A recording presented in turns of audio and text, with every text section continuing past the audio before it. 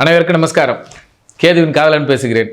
Next TV நேயர்களுக்கும் அவருடைய வாடிக்கையாளர்களுக்கும் பொதுமக்களுக்கும் இந்த டிவி சேனலினுடைய சார்பாகவும் கேதுவின் காதலன் ஆகிய காயத்ரி சங்கர் என்னுடைய சார்பாகவும் புத்தாண்டு மிக சிறப்பாக அனைவருக்கும் நல்ல முறையில் எல்லா வளங்களும் நலங்களும் கிடைத்திட இறைவனை வேண்டி இந்த ஆண்டு எல்லோருக்கும் எப்படி இருக்கும் என்பதை, எப்படி இருக்க வேண்டும் என்பதை உங்களுடன் பகிர்ந்து கொள்கிறேன்.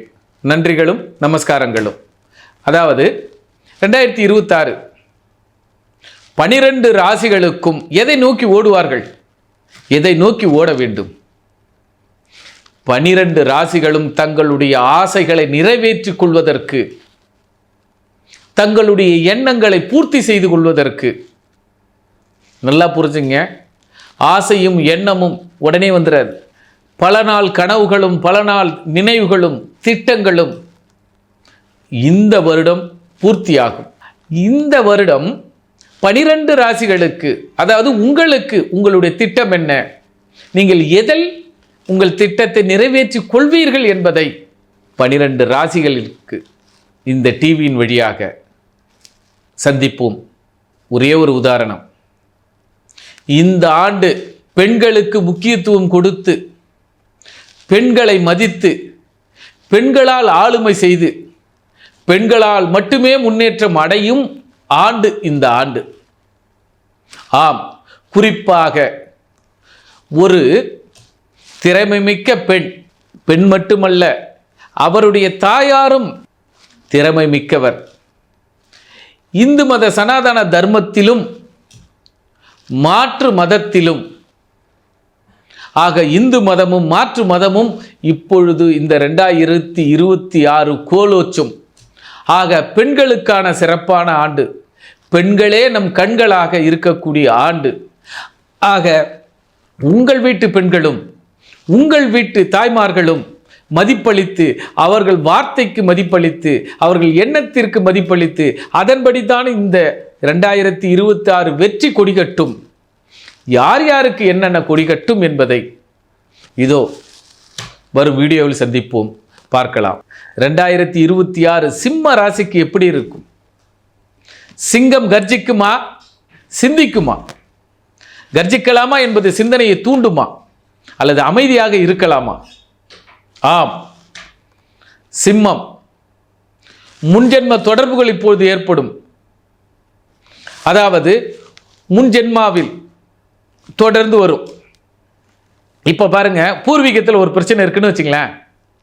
10 தலைமுறையாக அல்லது 3 தலைமுறையாக தலைமுறையாக இருந்த பிரச்சனைகளுக்கு ஒரு முடிவு கட்டிவிடும் சிம்மம். ஆம், தந்தை வழி உறவிலும் மாமியார் வழி உறவிலும் இருந்த பகைகள், கடன்கள், எதிரிகள் அத்தனை பேருக்கு ஒரு முடிவு. சிம்மம் 2026 பிரச்சனைகளின் முடிவு. பரம்பரையாக தலைமுறையாக மாமியார் வழி உறவினாலும் ஏற்பட்ட பிரச்சனைகளுக்கு ஒரு முடிவான காலம். ஆக சிம்மம்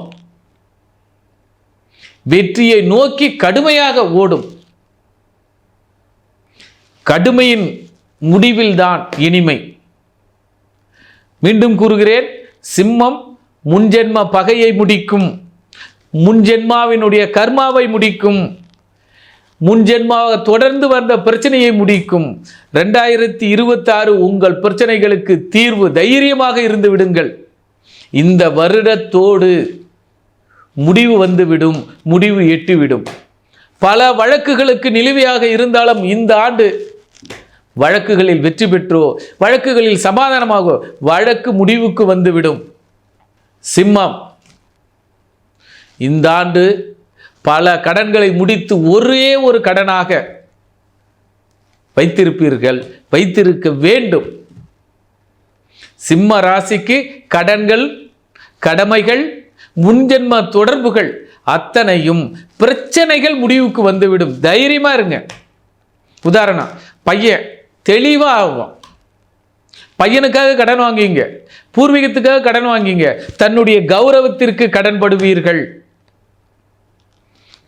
பூர்வீக சொத்தில் ஒன்றை விற்று கடன் அடைப்பீர்கள். சிம்மம் அங்கீகாரத்திற்கு மட்டுமே கடன்கள் அத்தனையும் நிவர்த்தியாகும். குறிப்பு: என்னாலும் சிம்மம் பெண்களை எதிர்த்து கொள்ளக்கூடாது. நல்லா புரிஞ்சுங்க. உங்க வீட்டு பிள்ளைகளுடைய நகைகளை அவர்களுடைய அனுமதி இல்லாமல் வைக்காதீர்கள். அந்த வைத்து கடன் வாங்கி ஒரு செயலை செய்தால் அந்த கடன் கடனாகவே இருந்துவிடும். ஆக சிம்ம ராசி நேயர்கள் அத்தனை பேரும் பெண்களின் ஆசீர்வாதத்தோடு ஒரு செயலை செய்யுங்கள். என்னாலும் சிம்ம ராசி அன்பர்கள் 2026 பெண்களால் பெண்களை கொடுமைகளுக்கு உட்பட்டால், பாலியல் பலாத்காரங்களும் பாலியல் தொல்லைகளும் அல்லது பருவ மங்கைகளாலும் பிரச்சனைகளை சந்திப்பீர்கள். ஒண்ணுமே இல்லை, ஒரு மேலதிகாரி ஒழுங்கா வேலை செய்யுமான்னு சொல்லுவீங்க. அந்த பொம்பளை பிள்ளையை பார்த்து, சார் இவர் என்ன தப்பா யூஸ் பண்றாரு சார், அப்படி என்று ஒரு வீணான பழிபாவத்திற்கு ஆளாகும்.